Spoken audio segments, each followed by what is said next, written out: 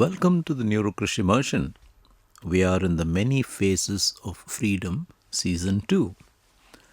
In this episode, we take a journey into the archetype of liberation through insight, where freedom comes not from managing emotion, but from dismantling the illusion of who we believe ourselves to be. In our previous exploration, we examined freedom as learning to respond differently to experience, a path of emotional regulation and psychological transformation. Today, we turn to something fundamentally different, a pathway where suffering arises not from unregulated emotion, but from a profound case of mistaken identity. For certain minds, the root of bondage lies in believing the self we experience, this collection of thoughts, memories, and sensations, is who we truly are. For these individuals, no amount of emotional regulation will suffice. What they need is recognition, a sudden collapse of illusion, a seeing through of the fundamental error.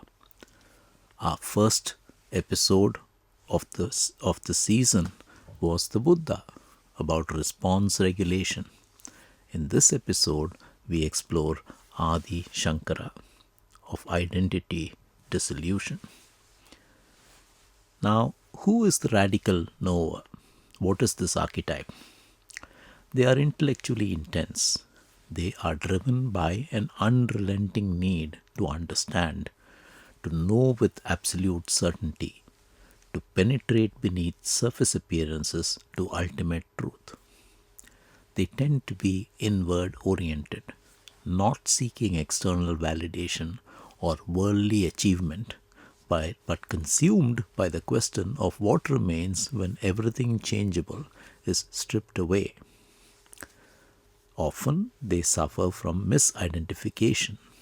For these minds, pain arises not primarily from emotion, but from the confusion of taking the constructed self as real, as permanent, as one who truly is.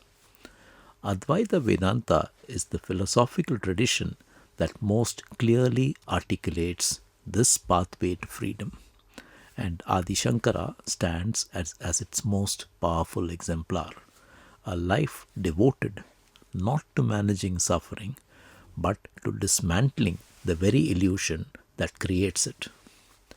Shankara was born in Kaladi, Kerala, to devout Brahmin parents. Traditional hagiographies describe him as exceptionally bright from infancy, mastering Sanskrit, absorbing the Vedas, displaying an intellectual intensity that set him apart from his peers. But more striking than his brilliance was his temperament, deeply inward turned, reflective, seemingly disinterested in the ordinary pursuits of childhood. Some minds are naturally outward looking, drawn to people, social activity, external achievement, and recognition. Others are constitutionally inward oriented, pulled towards meaning, ultimate questions, the search for what does not change. Shankara belonged firmly to the second category. He was not searching for success in the conventional sense. He was searching for that which cannot be lost, and this fundamental orientation would shape everything that followed. Shankara's wish to renounce the householder life and become a wandering monk did not arise suddenly like a lightning bolt of spiritual awakening. According to tradition, he had been asking his mother for permission repeatedly, pleading to be released from worldly obligations so he could devote himself entirely to philosophical inquiry and the pursuit of liberation. His mother refused. Again and again she said no. He was her only child, born after years of prayer, her only support in a society where widows depended on their sons. The death of his father had already left her vulnerable. How could she let him go? Even when the mind is ready for freedom, relationship and responsibility still hold us. Spiritual clarity does not automatically erase filial duty. The heart may be pointed towards transcendence, but we remain embedded in human connection, bound by love and obligation. Then comes the famous incident that would change everything. Young Shankara goes to bathe in the river Purna. Suddenly, a crocodile grips his leg and begins dragging him underwater. His mother watches in horror from the riverbank. In this moment of mortal danger, Shankara does not cry to be saved. Instead, he calls to his mother with an extraordinary request. Grant me permission to take sannyasa now so that I may die as a monk. Faced with the prospect of losing her son forever, and perhaps moved by the purity of his commitment even in the face of death, she agrees. The moment she gives her blessing, the crocodile releases him. Whether literal or symbolic, the story carries profound psychological truth. The crisis did not create the calling, it created the permission. Sometimes life must violently open the door that the heart has already chosen, but which fear or duty has kept locked. So he becomes a wandering monk, leaves home, and seeks out Govinda Bhagavat Pada, who becomes his guru and initiates him into the tradition of Advaita Vedanta. He travels throughout the subcontinent, challenging scholars, questioning ritualism, dismantling philosophical positions he sees as confused or incomplete. He establishes 4 matas, 4 monasteries in the 4 corners of India to preserve and propagate the teaching of non-dual awareness. And he composes brilliant commentaries on the Upanishads, the Brahma Sutras, and the Bhagavad Gita, crystallizing the Advaita vision. But his renunciation is not withdrawal from thought or retreat into silence. It is a fierce, relentless engagement with ideas. Brahma Satyam Jagat Mithya, Jivo Brahmaya Naparaha.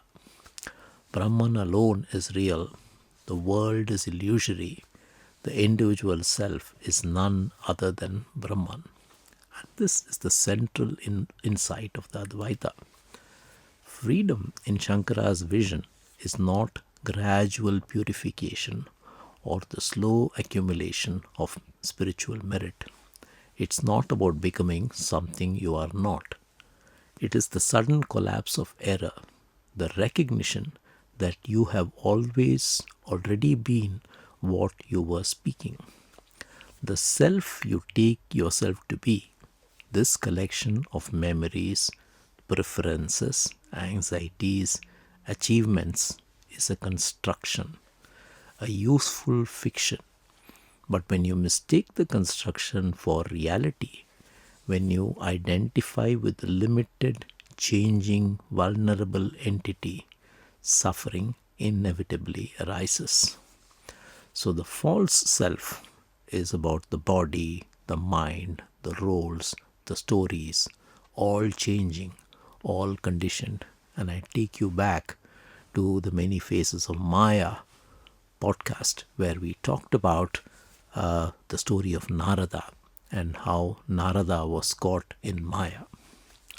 The true self, according to Shankara, is pure awareness, unchanging witness, Sat Chit Ananda. One of the most famous stories about Shankara illustrates the gap between intellectual understanding and embodied realization. Walking through the streets of Varanasi, he encounters a man from a lower caste, a Chandala, an untouchable.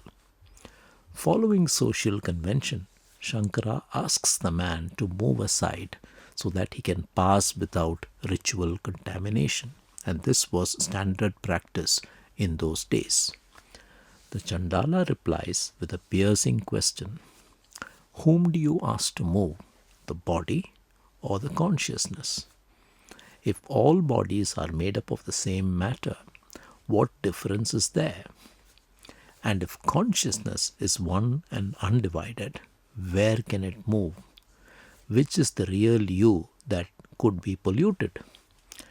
It is said that Shankara immediately recognizes the profound truth in this challenge and bows before the man, seeing in him a manifestation of the divine teacher. The encounter reveals something crucial. Even the most penetrating insight must still confront the automatic reflexes of conditioning. Freedom is not just understanding, it is the alignment between knowing and living. Shankara then goes on a future date to debate the great scholar Mandana Mishra, not by an ordinary person, but by Mandana's own guru, Kumarila Bhatta, a man who has already withdrawn from the world and sits in a pyre of smouldering husk, slowly departing life. As Shankara approaches Mandana's home, tradition says even the parrots perched outside are debating points of Vedic philosophy. This is not a house ignorant of truth. This is inquiry fully embedded in life. Mandana Mishra represents the householder path: ritual, family, responsibility, and scholarship all combined. The question at stake in their debate is profound. Is freedom possible within life or only outside it? Must one renounce the world to know the self, or can be liberation realized while fully engaged in relationship, duty, and desire? After an extensive debate, Mandana's wife, Ubaya Bharati, herself a formidable philosopher, intervenes with a challenge of her own. She asks Shankara, "You have debated the philosophy of householder life brilliantly, but have you actually known it? Not as theory, but as lived reality. Have you experienced desire, partnership, responsibility from the inside?" And this is interesting because it is said that Mandana Mishra was at the point of losing the debate when Ubaya Bharati intervened. Shankara, having taken vows of celibacy as a young monk, admits he has not experienced the householder life. Ubaya Bharati suggests the debate is incomplete. According to legend, Shankara then enters the body of a recently deceased king through yogic power, experiencing the life of a householder, desire, governance, relationships, before eventually returning to his own form and completing the philosophical exchange. Whether literal or metaphorical, the meaning is clear. Some dimensions of truth can only be known from within life and not outside it. And therefore, true freedom must integrate the full spectrum of human experience, not bypass it through premature transcendence. Freedom really is not age-bound, and in our old traditions, we have the varnas of life. In the stage of brahmacharya, as a student, we experience learning, discipline, and foundational inquiry. Some awaken here through study and contemplation. As a grihastha, a householder, there is the stage of family, work, and worldly engagement. Many realize truth while embedded in relationship and responsibility. In the stage of vanaprastha, the forest dweller, this is a stage of gradual withdrawal, reflection, and mentoring. Freedom often ripens in this season of letting go. And finally, the stage of sannyasa, the renunciant, the stage of complete renunciation and teaching. Some reach liberation only after releasing all external attachments. Shankara's teaching acknowledges this crucial point. Freedom is not tied to a particular life stage or external condition. It is tied to the collapse of identification within the limited self. One can be a householder and awake, or a monk and still be asleep. Remarkably, Shankara's central insight that the self is a construct finds strong support in contemporary neuroscience. Modern brain imaging and cognitive research have made clear that there is no self-center in the brain, no single location where you reside. Instead, there are distributed networks creating a narrative sense of identity, a model of continuity built from memory, sensation, and prediction. When we mistake this model for reality, when we take the story the brain tells us as objectively true, suffering arises. We defend this constructed self. We fear for its future. We mourn its past losses. But what if the self is not a thing to be defended? What if it's more like a verb than a noun, a process, not an entity? Shankara's radical claim, therefore, resembles what contemporary psychology calls cognitive diffusion, the ability to observe thoughts without being dominated by them. But Advaita goes even further. It questions the very owner of experience. Now, how does our brain create an I? We often talk about the default mode network. This generates an autobiographical narrative and self-referential thinking. Our memory systems then stitch together a coherent story of who we've been. The salience network determines what matters to me. Executive control maintains the illusion of a unified decision maker. None of these networks is the self. They collectively produce the experience of selfhood. Shankara's insight predates neuroscience by over a millennium. The self is not discovered, it is constructed, and what is constructed can be deconstructed. Now, what's the neuroscience of contemplation, therefore? Contemplation targets the default mode network directly. The default mode network generates the narrative self, me, my past, my future, my story. Meditation quietens the DMM. Contemplation interrogates it. Meditation reduces DMN activity through attentional anchoring. Contemplation keeps the DMN active but questions its output. The key neural shift is not suppression but decoupling. The brain continues to produce self-referential thoughts, but belief in those thoughts weakens.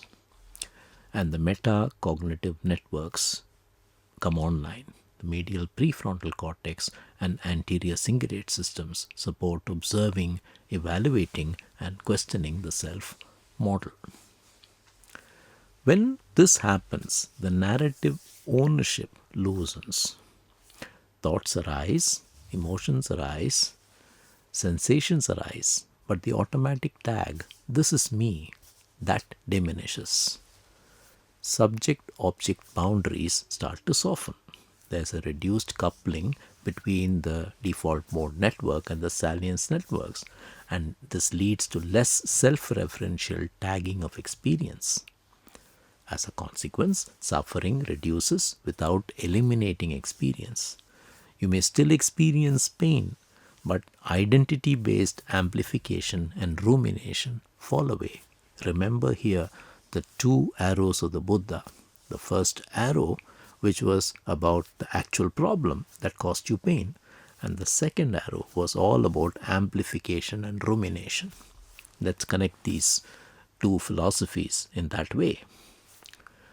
This pathway suits abstract, inwardly oriented minds, philosophical and cognitively agile temperaments like Shankara's. They gravitate naturally towards contemplative inquiry. This is one route, a neural route to freedom, not a universal one. There are other minds that require regulation, devotion, service, or integration. Thus, we are contrasting the method of Buddhism with Adi Shankara's work. Meditation, which is very much part of Buddhist philosophy, calms the default mode network. Contemplation, very much part of Shankara's philosophy, questions the self that the default mode network creates. Now, Shankara's method was of neti neti, not the body. The body changes, ages, can be injured. I am aware of the body, therefore I cannot be the body. Neti neti is not this, not this. Not the mind. Thoughts come and go. I observe them arising and passing. Therefore, I cannot be any particular thought. Not the emotions. Feelings shift. Joy, sadness, anger appear and dissolve. I witness them. Therefore, I am not the emotions. What remains when all these objects are negated? The unchanging witness, sakshi, awareness itself, and this is pure awareness. This is the method of neti neti, not this, not this. Through systematic inquiry, everything that can be objectified is recognized as not self. What cannot be objectified, what is always the subject, is pointed to as your true nature. What are the strengths of this path? For abstract thinkers, those with a strong metacognitive capacity, able to think about thinking, they find this path natural and compelling. For independent minds, individuals less invested in social identity and relationship, more comfortable with solitude, this resonates deeply with this approach. For the right temperament, recognition can be instantaneous, a single seeing through which there is a permanent shift in that ground of identity, a sudden liberation. The danger of the recognition path is that it can become a subtle form of spiritual bypassing, using insight to avoid feeling, using philosophy to escape relationship, using transcendence to rationalize disconnection from others. Not everyone who claims I am not the body has actually integrated that realization. Sometimes it's a conceptual understanding masquerading as liberation.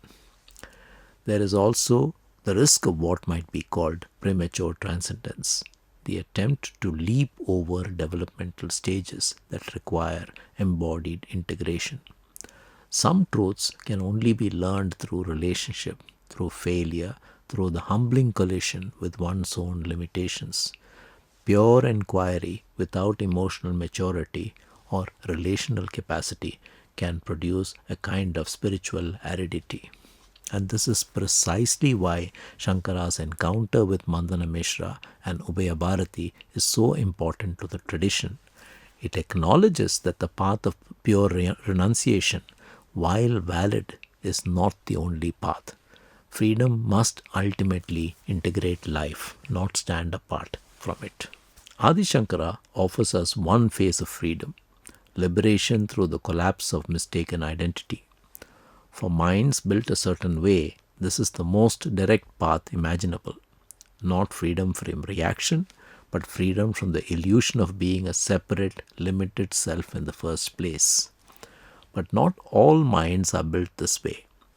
Not everyone arrives at freedom through intellectual inquiry or philosophical precision. For some, liberation does not come through asking, "Who am I?" with relentless logic.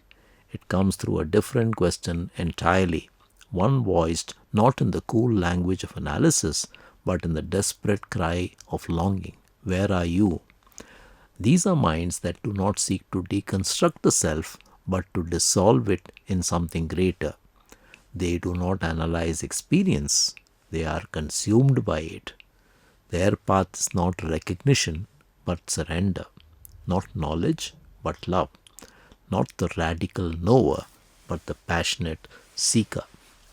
Where Shankara uses the scalpel of inquiry to dissect illusion, Ramakrishna uses the fire of devotion to burn through separation. Where one asks with precision, the other cries with intensity. where one dismantles, the other dissolves. Both arrive at freedom, but the journey and the temperament required could not be more different. Join us next time as we explore the life and path of Sri Ramakrishna, the seeker who found God, not through philosophy, but through love so fierce it shattered the boundary between the human and the divine. So, in this episode, we've talked about Shankara, the radical knower, and his freedom through recognition, the whole story of Advaita Vedanta. In the next episode, we will talk about Sri Ramakrishna, the passionate seeker, freedom from longing. This is the Many Faces of Freedom series, Season 2 of the Neurokrish Immersion. If you like what we are doing here, do subscribe and share. We are on Apple, YouTube, and Spotify. Thank you so much.